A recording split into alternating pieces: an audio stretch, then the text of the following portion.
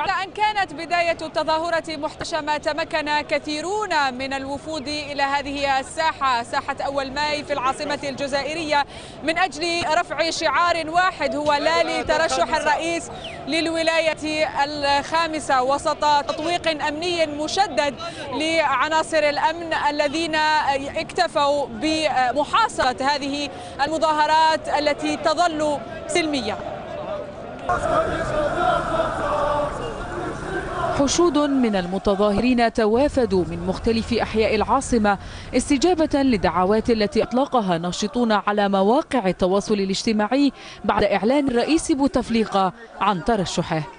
التحرك أنه يبين أن الشعب هذا راه واعي، 40 مليون جزائري وعوا من هذا النظام، وهذا النظام الفاسد، وهذا النظام لازم التغيير، لازم التغيير في أقرب الآجال. لا نريدها خامسة ولا سادسة، يروح يبعدنا حتى هذا رئيس، حتى لو كان بصحته الشعب ماهوش قابله. وعدا بعض الناشطين السياسيين غاب قادة أحزاب المعارضة عن الاحتجاجات وإن ثمنوا الحراك. هذه العهدة الخامسة راهي خلقت نوع من التضامن في أوساط الشعب، والنوع من يعني الشجاعة، يعني عاودوا استرجعوا النوع من الشجاعة والثقة في النفس. هذا سوف يخلق لنا اليوم بالك ما كانش تجمهر كبير، ولكن احنا ما راناش نشوفوا في الكم، ولكن اليوم تقدر تكون انطلاقة.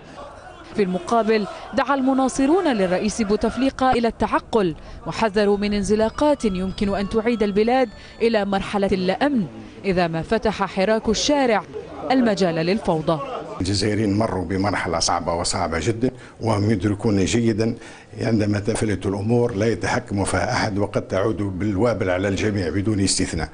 والرئيس بوتفليقة ترشح كغيره من المترشحين، ولم يترشح رغبة منه في السلطة، بل هو نزولا عند مطالب الأحزاب التحالف.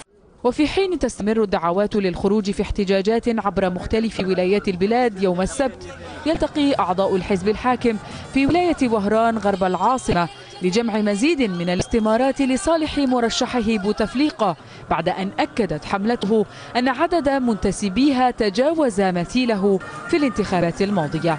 ياسمين موسوس، سكاي نيوز عربية، الجزائر. ينضم إلينا الآن